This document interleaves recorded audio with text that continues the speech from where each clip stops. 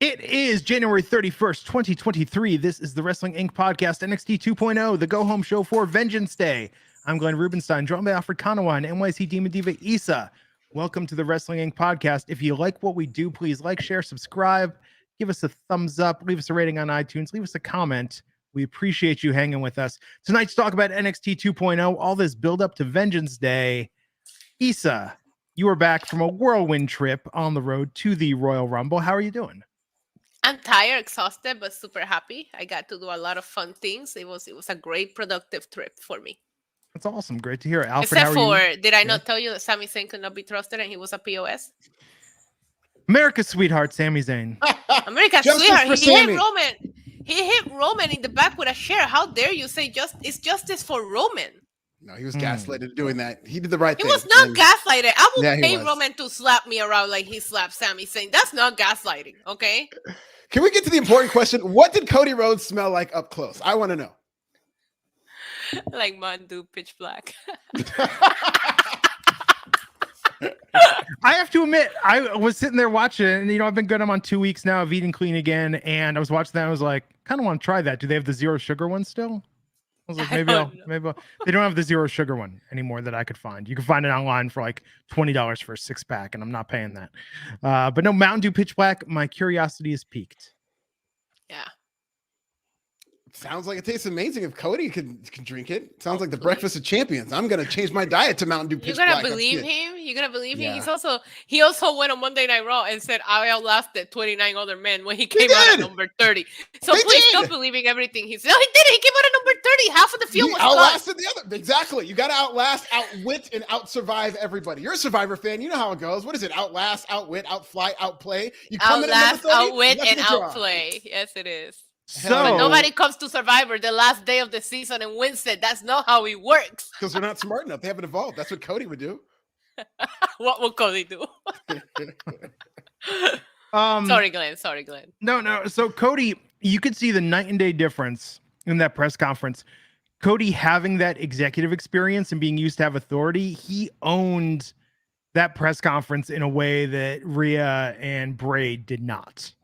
Like they were very much in kayfabe, like kind of afraid of saying anything too out of character. But Cody was just like, okay, this guy is used to having some more control, I am going to have to defer what you're saying. Rhea Ripley came in at number 1 and won the Rumble the right way. Therefore, she was tired. She was exhausted. You could tell she had to put in a lot of work to earn her way to WrestleMania, unlike Cody, who came in at number 30. So, of course, he had time to go and put his cologne on. He didn't have to go through any pain. He didn't dislocate his knee and put it back in place. His nose didn't smell like blood, like Rhea Ripley's, Doesn't sound like his problem. And Cody Rhodes, I remind you, wrestled an entire Hell in a Cell match with a torn freaking pec. Nobody in this business would have done the same thing. Quote unquote, more overstars than him, like John Cena, have been torn their pec and were not able to go. Cody was. I like giving you a hard time, Alfred. I agree with what Glenn said. You could tell that this, I couldn't help but to think this guy belongs in WWE, the way he conducted himself. I personally got to ask him a question and he looked right at me and he was saying, it's like he makes you feel like he's talking to you.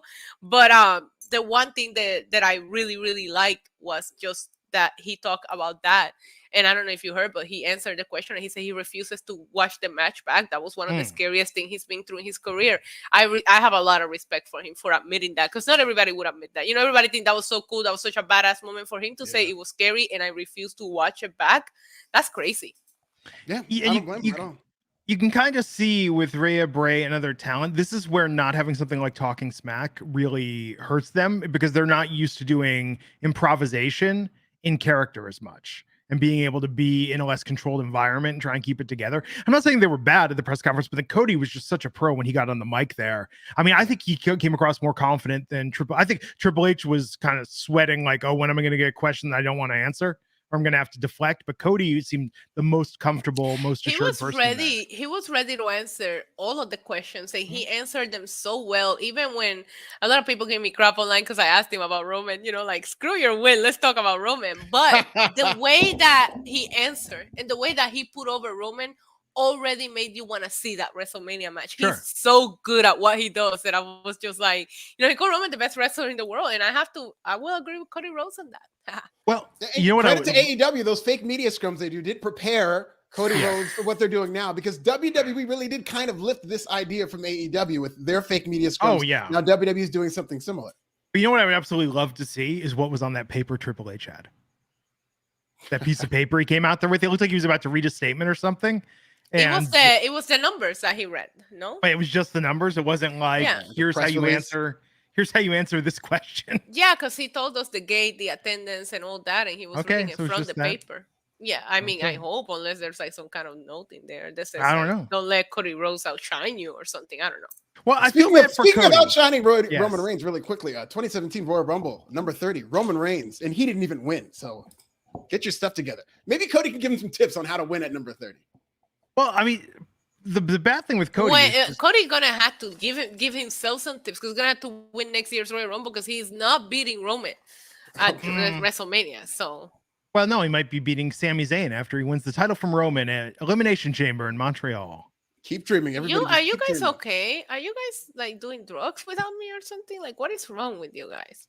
I will say, I don't know if I told you guys this, but are you ready for the real exposure? Let's hear it. This actually broke my heart.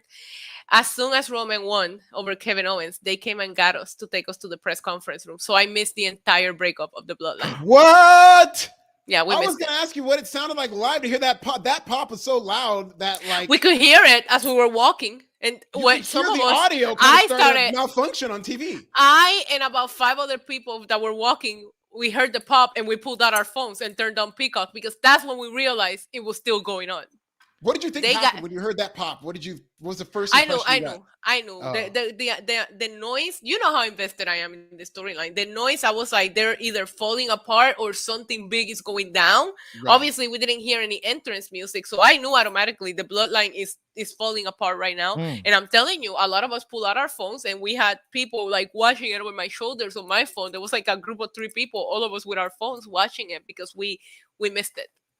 Everybody that you saw at that press scrum missed it live. Wow. They try to get me out of that press room during that segment. They'd need the whole Bloodline to get me out of there. I would fight, scratch, and claw to stay in there. If you think about it, though, after the count of the 1, 2, 3, it took a minute. Like Roman was doing his celebration, so we don't know. We didn't know. Wow. By the time they came and got us, like there was no tease of the breakup happening. It was as we're walking that I start hearing. I'm like, it's not over yet, and then the pop happens, but.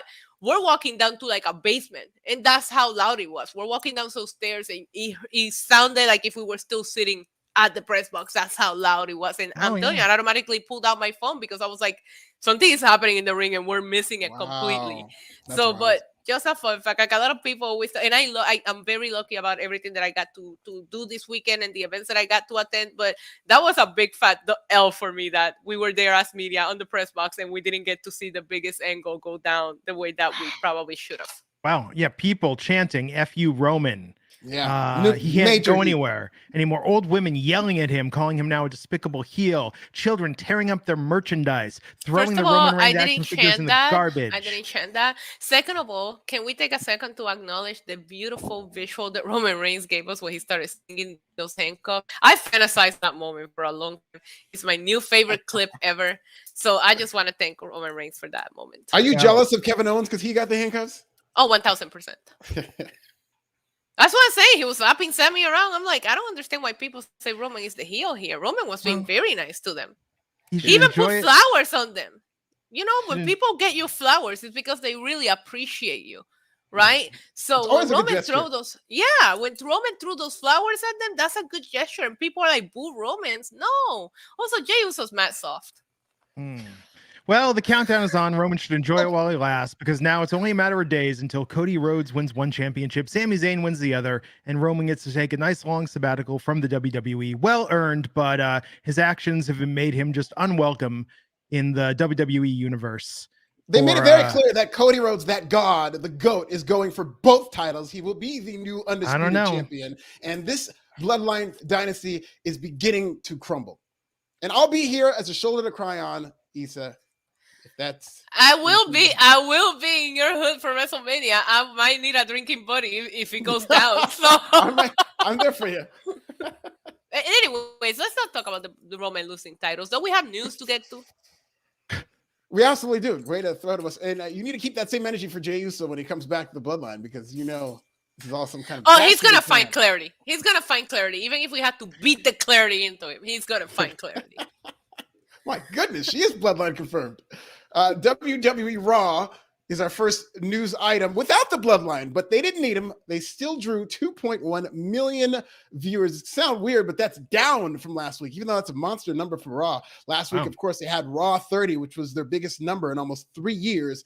Last night, Royal Rumble fallout. I think a lot of people may have been tuning in to see what was the fallout from that big angle. They did show it again, but of course, Sami Zayn, Roman Reigns, and the Bloodline are all SmackDown stars. I think it's very smart to wait until SmackDown to reveal what's going to be next on that angle. But Raw opened, of course, with the GOAT, Cody Rhodes, cutting a promo. Huge babyface reaction, overwhelmingly. Close with the GOAT, Cody Rhodes, as a babyface, beating Finn Balor. Fairly good show of Raw. With the help of Edge. What a great babyface. Yes, Edge is a great babyface. I agree. But yes, Raw kind of seemed like a lot of filler on this show. But pretty good Royal Rumble fallout developments, all things considered. And then SmackDown did a very, very large number. This was a go-home show for Royal Rumble, which featured the Bloodline being banned from the building and Sami Zayn, of course, coming in and breaking Roman Reigns' rule that he should not appear on SmackDown. They did 878,018 at 49, which is a huge number. 2.5 million overall. That's up from last week. So SmackDown and Raw both on fire. Of course, Rampage was down. Poor Rampage didn't do too well, but Royal Rumble weekend really helped Raw. So let me ask you a question, Alfred, and just answer yes or no. Out of the last 3 shows that we have gotten, Raw 30, SmackDown, and the last episode of Raw, right? Mm-hmm. The one that had the lowest number was the one that had Cody Rhodes on it and not Roman Reigns, correct? That is back of the envelope math. I refuse to commit to I that. say yes or no. I say yes or no. The one Cody Rhodes, in addition to a lot of other people. So sure, yeah, whatever. I mean, Sami Zayn wasn't on it either. Oh my God. Yeah. So, people kind of figured Sami might be taking a night off. I think Cody Rhodes is the reason the rating was so big this week and they stayed over 2 million. Cody Rhodes is a bona fide star who will be your future undisputed WWE champion. Terry Allen Jr., $2 super chat, wants to know, Issa, did you play 2K23 and will you share Friday? I there was a 2K event this weekend. I didn't get to play it. No.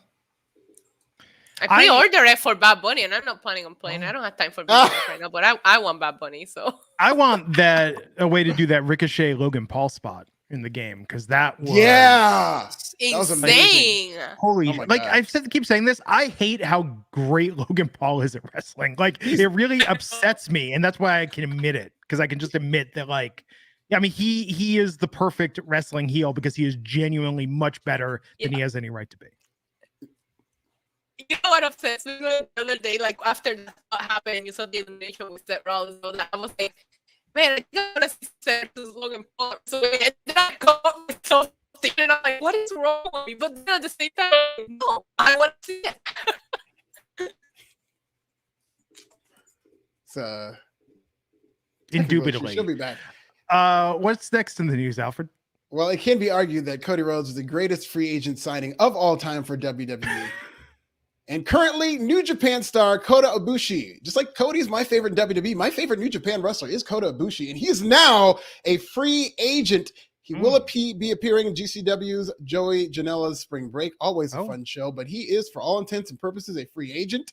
Of course, a lot of wrestling promotions will be gunning for his services. AEW is going to be the front runner, you'd imagine, because his best friend / lover, depending on what storyline you go with, Kenny Omega is in AEW, and he has made a couple of teases even before this news was made that Kota Ibushi could be coming to AEW. But the Kota Ibushi sweepstakes is underway. Issa, who do you think are going to get Kota Ibushi's services? Most likely AEW, if I had to guess right now. It just makes the most sense. It does. I think he'd be good in AEW. I thought he had a great run when he was in the Cruiserweight tournament. He had him and Cedric Alexander had one of the best matches that year, I thought. I thought it was in the short list of the match of the year in the Cruiserweight Classic. But especially in that era of WWE, I just didn't see him fitting in. And I definitely see him fitting in like a glove in AEW. He would be part of the All Friends group, and I think they'd make beautiful music together. I'd love to see the Golden Lovers do a run for the tag team titles in AEW. Yeah. And that is your news. There you go. Well, an eventful Royal Rumble. But tonight, we had to pick up the pieces of NXT and figure out Not where we're very at. eventful. Not very eventful. Well, I forgot Vengeance Day was on Saturday. For some reason, I thought it was Me too. Tuesday on TV. I don't know why I thought that. Guys, come on. Are we even covering that Saturday? Did we get the like? I'm sure we will. I bet you Raj probably forgot it was on Yeah. Saturday too. Yeah. No, But I'll be I here for it. texted him today. I Okay, texted him okay. today. He said he was gonna get to you guys, so we'll be here probably. Okay, yeah, I'm here for it. Okay, we'll see what happens there. But no, I think tonight was good in the build. It's just this is I don't know, Vengeance Day on a scale of 1 to 50. Issa, how excited are you for Vengeance Day? She's contemplating. Alfred, on a scale of 1 to 50. It's a hard 0. On a scale of 1 to 50, Alfred, how excited are you for Vengeance Day? 1 to 50, let's go 40. Okay. And Issa, what was your number? 10? Oh my God. I'm gonna say more like a 30 or 35. Yeah, 35 might be closer for me too. Yeah, it'll be a quick show, probably. But no, look, Grayson Waller needs to win the championship. Yeah. New Day's not going to get pinned, but they're going to lose the tag titles. Roxanne Perez is going to retain as champion. Yeah, I mean, maybe there'll be a big surprise. Maybe there's something we don't know that's going to happen that will make it like a really. It will be in front of a live crowd again. This is going to be NXT's first road pay-per-view. Yeah. In over 3 years, or in about 3 years. That's what I'm most No, excited they to had one in Dallas. You guys, Stand and Deliver was in Dallas. Was it? Right. Okay, it's gonna be the For first road WrestleMania pay-per-view since Stand and Deliver in Dallas. Right. because the friends and family crowd they have every week, they're typically pretty good crowds, but they're also very produced, it seems, in terms of, you know, support for everybody and stuff like that. So I want to see who's actually over when they go on the road to Charlotte. Yeah. It'll be cool to see, but I think Grayson Waller needs to be champion. Like, I mean, just, you know, the problem with putting him in a feud with Braun Breaker is you can't have him feuding with someone with that much personality. It's just it's really pointing out the void of charisma that is Braun Breaker. Braun Breaker is the most charismatic man to ever walk through the doors of NXT 2.0.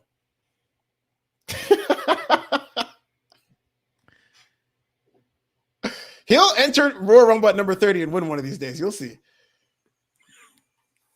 Alfred, you need to go to a media event. WWE likes you. They've sent you meats and cheeses before. Love me. And that's all speculation, by the way. So you need to set up like a diner visit or a fishing trip with Braun Breaker. And I want you to report on how that conversation goes. And is he as magnetic of a personality off screen as he is on? Oh, I'm taking him to Applebee's. We're going to Applebe's, and that's where you really find out. Oh my the true God, I went to personality of the man. Applebee's in San Antonio and thought about it. Don't ask me why I ended up at Applebee's when I'm traveling. I'm in San Antonio, but I went to Applebee's and thought about you. I meant to text you too.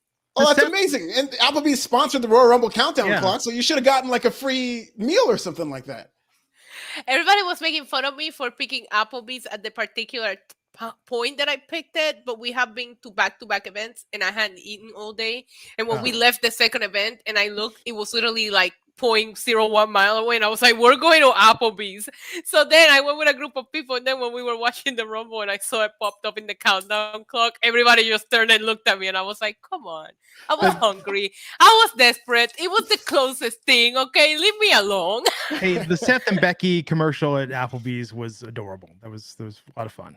That was good. So, Kelvin Alexander, $2 super chat pointing out Issa is extra spicy tonight. The best, Sometimes. best kind of Issa. We love her extra spicy. So we opened with the Creed brothers with Ivy Nile versus Indus Sher with Jinder Mahal. Alfred, what did you think of this match and Indus Sher getting the win? It was fine, but I couldn't stop thinking about the dynamic between these two teams. It made me realize like the Creed brothers do not look like brothers at all. I don't think I've ever seen a pair of brothers in wrestling who look less like each other, because Julius is like the tall, lean, muscular one, and Creed and Brutus is a short, like stocky one.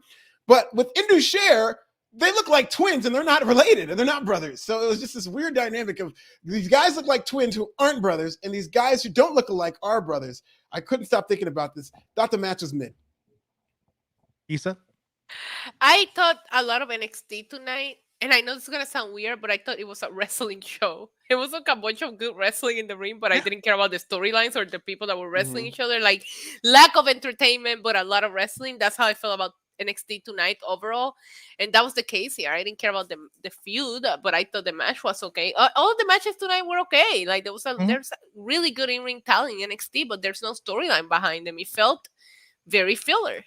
With the exception of maybe 4 moments that were to build up Vengeance Day, this actually felt more like a post pay-per-view show than a pre-pay-per-view show. It felt like a pre-tape show. Yeah.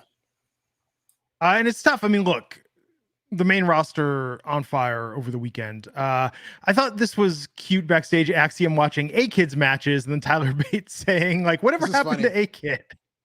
I thought that was funny. I thought this was a really good segment, even with Damon Kemp, who's quickly becoming one of my favorites in NXT. Oh, yeah, and Damon Kemp walked in. You said European wrestling is overrated. Called him limeys.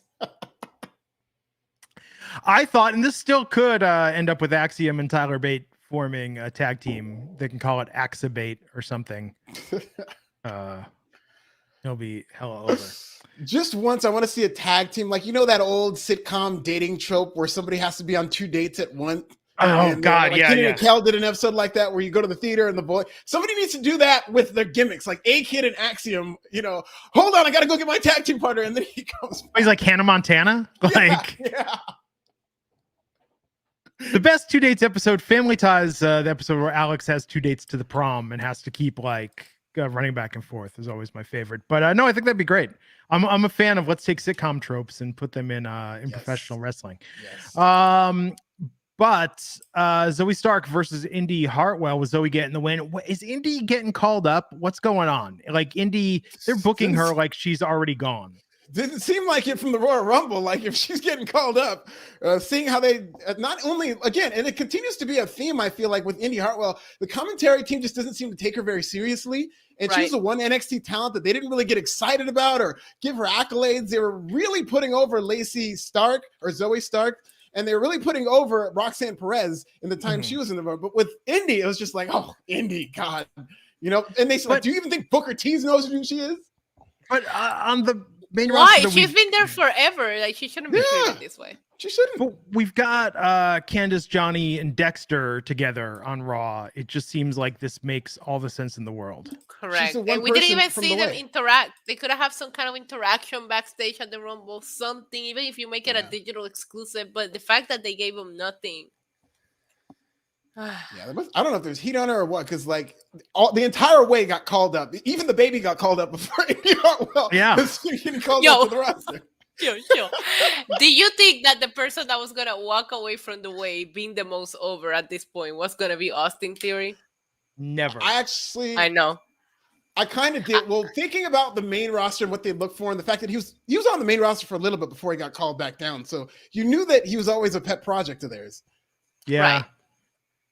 Right. So Zoe Stark won this match. Then after she was beating up Indy Hartwell, and Sol Ruca ran down to make the save. Yep. Yes, this is fine. We'll see where it goes. So we had a vignette with Apollo. Why is it he thinks he's like Batman now? No, he's on a rooftop waiting for the light. Like it's better than the diner. I prefer Batman Apollo over emo Apollo, but this was weird.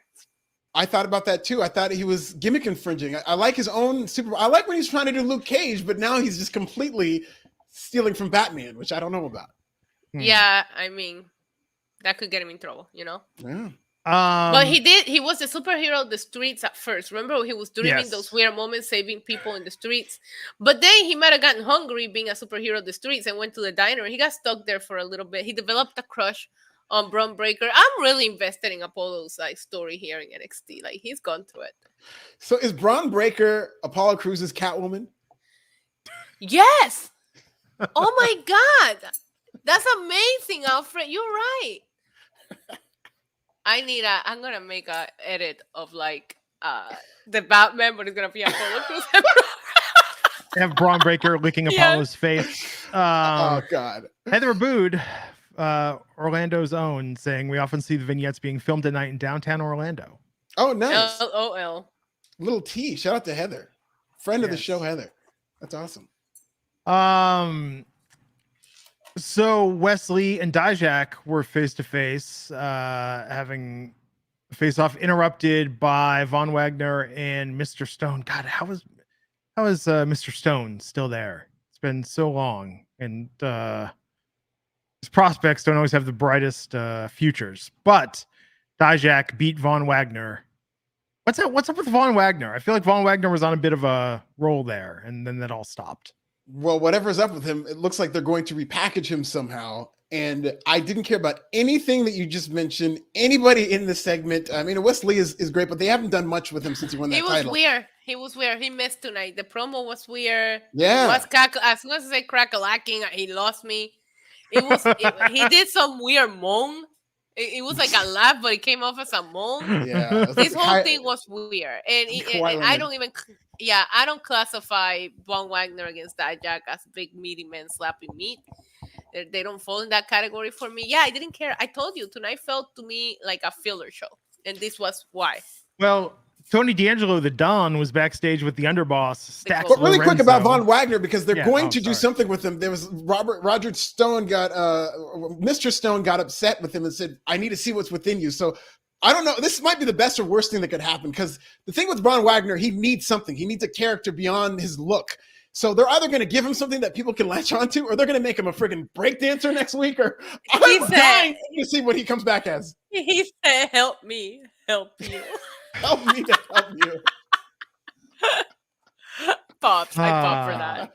There was not a lot of pops tonight, but that one popped me. Well, Tony D'Angelo and Stax Lorenzo, the mob, the Don and his underboss, so that he asked him if he took care of those two things. And we'll find out what those are. The two things. They're really teasing. We had like a weird, so the NXT parking lot, most dangerous parking lot in all of sports entertainment. We had like a freeze frame replay of Nikita Lyons' attack from last week. Okay. I like this. I like that they're thinking. They're giving you all these suspects. I love when they do stuff like this. This reminds me of what they did with Aleister Black when somebody was attacking him and Nikki Cross knew who it was, and they did a good job with that. So I like stuff like this. I will say, talk about the most narcissistic parking lot. You've got this poor Nikita Lyons here with a torn ACL on the ground, and I can't tell you how many women, babyface and heel, were just walking by her and stepping up like nothing happened. Well, it's like, what was the Kevin Owens thing back then? Like, just he's like, that's a damn shame. Yeah. Where's a good Samaritan? Are there no good Samaritan laws in Florida? Heather, fill me in. Are there good Samaritan laws in Florida? I don't know how it is where you're from, but where I'm from, you don't see nothing. You don't say nothing. You just, that's how it is here. So she could have been screaming and I would have still been like, oh, I got my AirPods on, you know? So maybe it depends on where they're from. They might be from a different background in which you don't acknowledge those things. You don't call for help. Help is gonna ask you questions, and you're gonna have to start snitching. Next thing you know, you're dead. Like I've seen it before, man. It was good how much they layered this. I liked Wendy Chu just looking on out the window at this. Nikita Lyons, so it's legit. She had surgery already. She made it through, but yeah, it's gonna be probably like a 6-month recovery.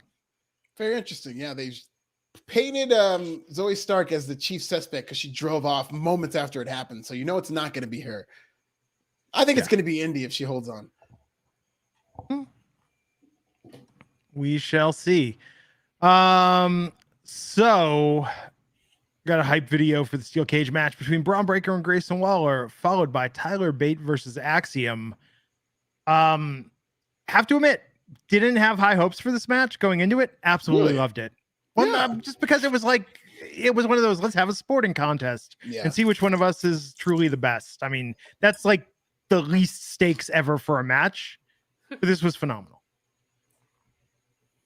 Yeah, I just didn't care, but it was the match itself was good. Again, it was like a lack of storylines for me tonight. The in-ring action tonight was very, very good. There was a lot of good. I don't have complaints about the matches. I wish I cared about the people that are in the ring more, because then I could get into it more.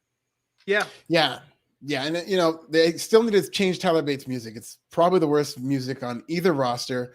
And I thought the match was good, and they're doing a good job finally with Axiom in terms of doing things outside of the ring. Like I thought he was good tonight, but they'll need more. And it seems like they have something for Tyler Bate, but he's got to wait.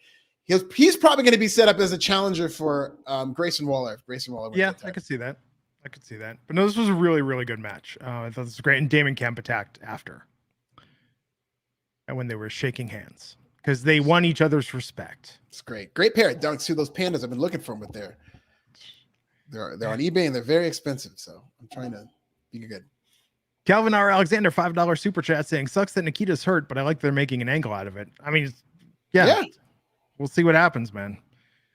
I'm worried. There's been so many shoes in the car, like a kid waiting in the car for her parents in the back seat through the window. Yeah, it was funny. I like that. I like that whole investigative segment. That I did like. Jay Patterson with super chat wants to know who's with Alba Fire. Well, that was Isla Dawn, and it looks like they're starting a coven. They were casting spells. I love it. I think, awesome. This we knew this was going to happen with the ultimate pairing of the two foes. But I like this. I think this will be really I like good. the swerve too, because the vignette started with the fire, and I'm like, oh, not Alba Fire with this again. And then I see Isla Dawn's face, and I'm like, wait, hold on. And then they revealed. I thought that was very well done. Isla Dawn is a tremendous performer because if 9 out of 10 wrestlers would make this gimmick seem cheesy. But she, whatever it is with her, whether or not she is part of the occult or whatnot, she commits to this character. And when she's saying all this stuff, like I'm in, I'm like wrapped into it. And there's so many dark and creepy gimmicks that we see on wrestling that fall flat on their face and that seem fake. But she does a very good job playing this character. My first thought that went through my head when she was cutting this promo, and I just said out loud to my wife, I was like, Isla Dawn looks like the kind of friend who borrows money and never pays it back. Yeah, I could see that. It's just, there's a vibe. I can't explain it better than that. There's a vibe. But this was a good promo. I can see it. Yes. Maybe she puts blessings on you. Maybe she puts good luck spells on you. And that's how she don't pay you back, but she's still sending you some positive energy and blessings your way. You know, sometimes the payback doesn't have to be necessarily the money. I don't know. Yeah, and you're like, where's my $50? You had money to buy all these crystals. Like, where's my $50? No, I don't want my astrology chart done. That is not equal trade. But I moon charged this crystal for you, Glenn.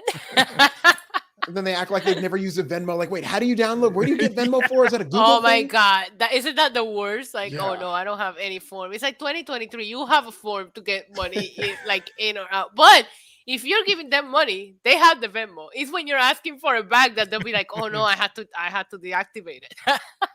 Yeah. We all been there. Well, Jira J saying, how much do you think she needs? I can spot her. I mean, I'm not saying you wouldn't loan her money. I'm just saying don't expect to see the money again. So no, this was a great promo. I'm all down for. I'm surprised there hasn't been like a women's stable kind of inspired by The Craft, like doing. I know, and that's the vibes that I got out of this, which is why I loved it. I did watch The Craft again like 3 weeks ago. Was not as good as I remember it being. It didn't age well. I didn't love it as much when I watched it recently after not seeing it for a while. I mean, I still pop because of nostalgia, but it's not something that I will go and rewatch all the time. I didn't watch the new version that they made of it. Did you watch it? No, I think the Little Mix Black Magic video is all I need for a Craft sequel. I don't think I actually need the Yeah, I always have issues with remakes or like sequels. Was Nev Campbell in the remake? No. Somebody's got a cameo in it. Yeah, I think. I can't remember which one it is, but maybe I'll check it out one day. And there's like a note of the Craft legacy.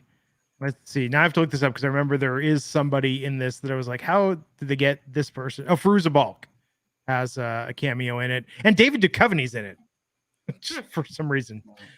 Maybe I will finally watch it. So back to NXT. We had Toxic Attraction and Roxanne Perez. This took a turn because when the promo was going on, I was like, why are they making Roxy look so bad here? Like, they wouldn't even let her talk, and Toxic Attraction was just like killing it on the promo. And then when she finally jumped them, I popped. She looked like a little spider monkey, like she came out of nowhere. I thought it was great, but on the beginning, I was worried about her. They were doing her dirty there for a second.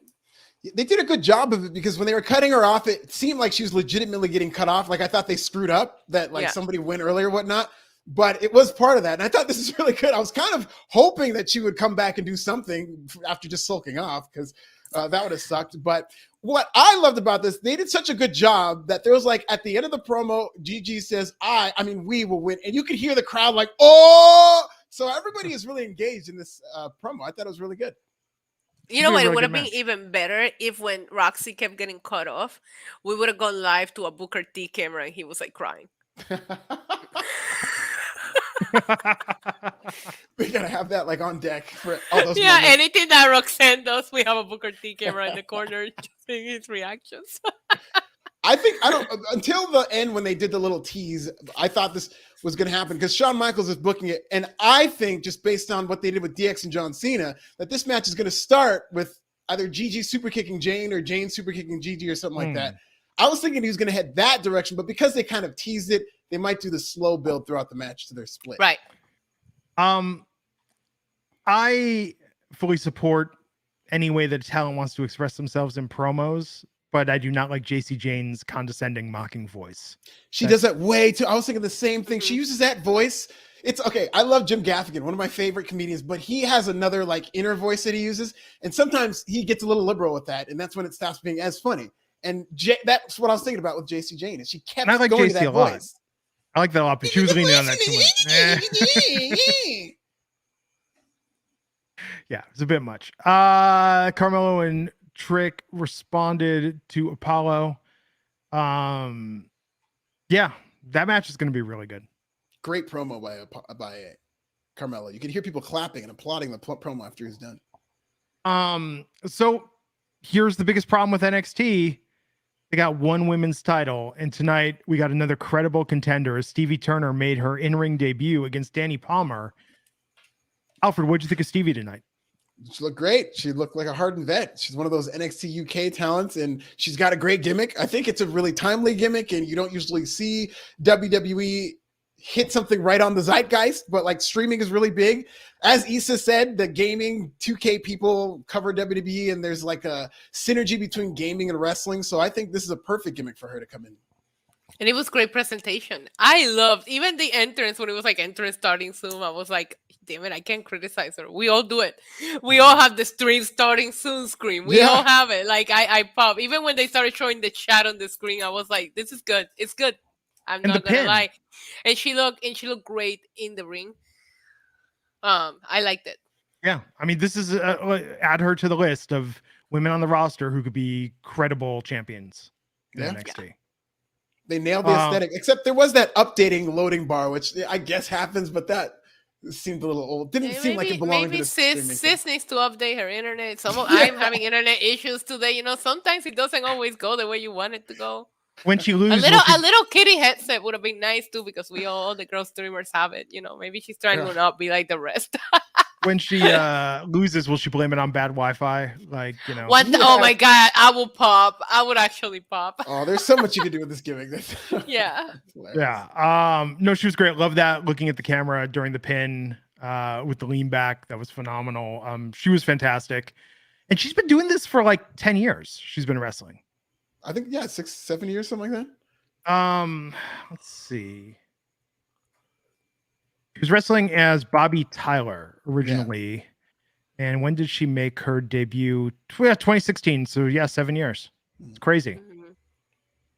But yeah, she is young, but she just really, she's good. Very polished. Debut. She looked, it's funny because you see a lot of people come in NXT with zero wrestling experience, and it always sticks out. So when you see somebody like this good in their first match, it really pops. Yeah. Well, Kiana James. I also thought her opponent looked good, by the way. I don't know who the person, not too familiar with the person she was in the ring with, but she also looked great. I was Danny Palmer. Wait a minute. Yeah, I was very impressed with her as well. I like this match. Yeah, it was good. Kiana James backstage telling Zach that she loves him, and Fallon Henley questioning who Kiana was talking to, worried she's going to hurt Brooks Jensen. She's not. I don't know. Going to be her brother or something. That's what it kind of seemed like, but she sure did take her time just saying it's my brother. That really should have been the first thing. A little sus, if you ask me. And there have been these rumors about Zack Ryder coming back. I'm just saying. How is that sus? I don't tell anybody anything. Like if you ask me who you're talking to, I'm not going to tell you just because I know you. I don't have to tell you anything, so.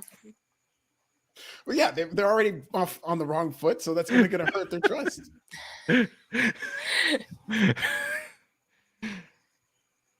I'm thinking some things, but I'm just not going there No, tonight. No, you have to say it. You have to no. say it, Glenn. You We know how got this here. works. Come I was on. gonna say, Issa, how do you handle paranoia in a relationship? Not on your part, but on your partner's part when they're asking questions. They don't ask questions. Oh, okay, there you go. Wow. Do you ask Or- questions? No, I don't care.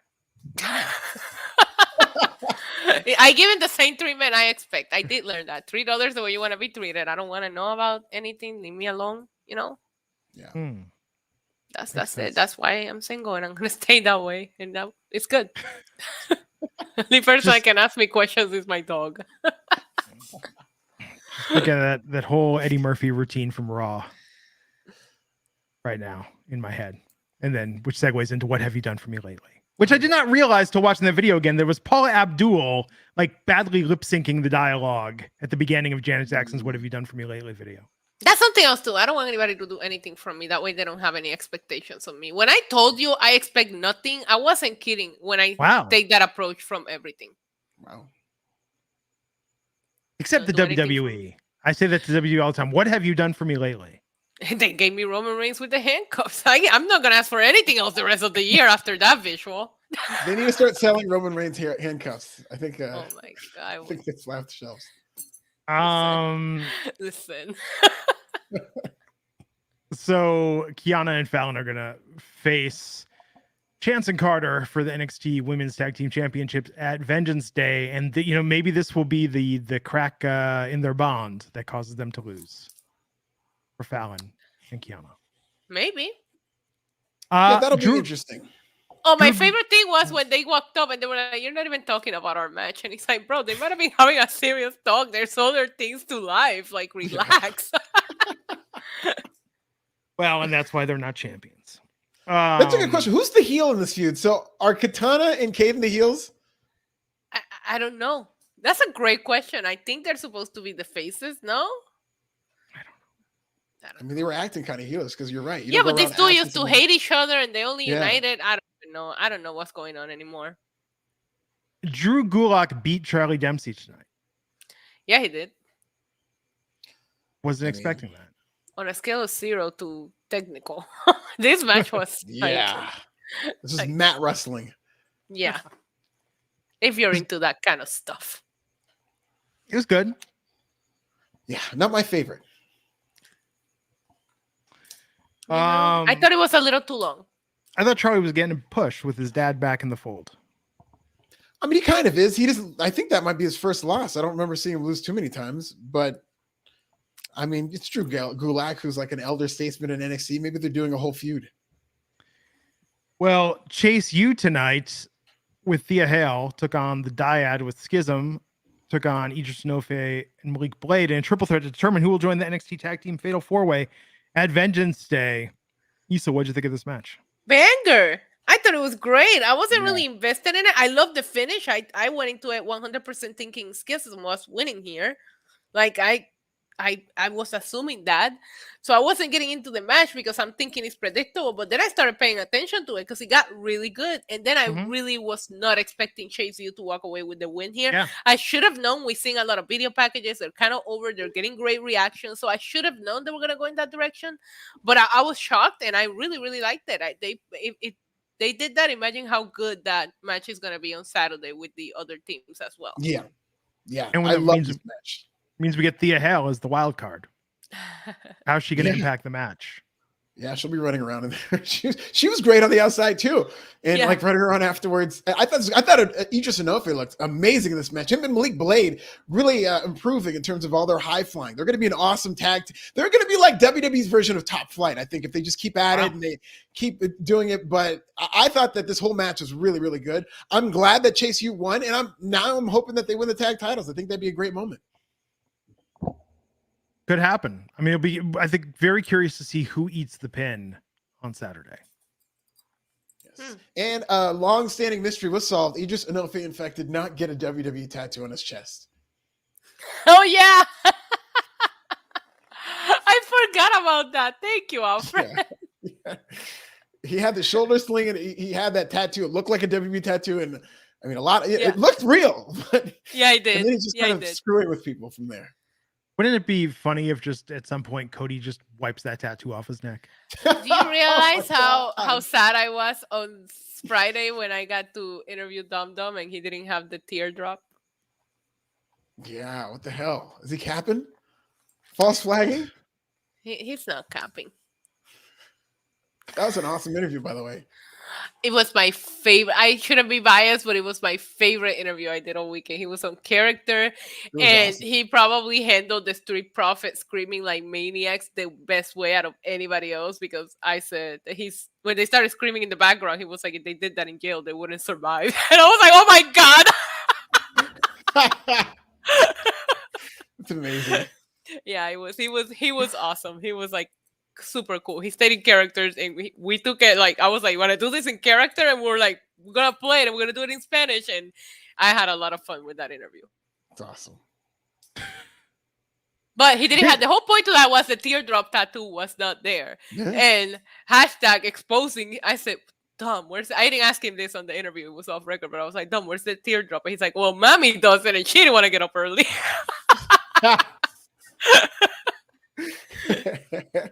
But this main event was great. I think Chase U has as good a shot. I think they'll be very entertaining as champs after they won this match. It was a very good match. Lots of good spots in this. I mean, the crowd's so behind Chase when he was doing the spell out. Yeah.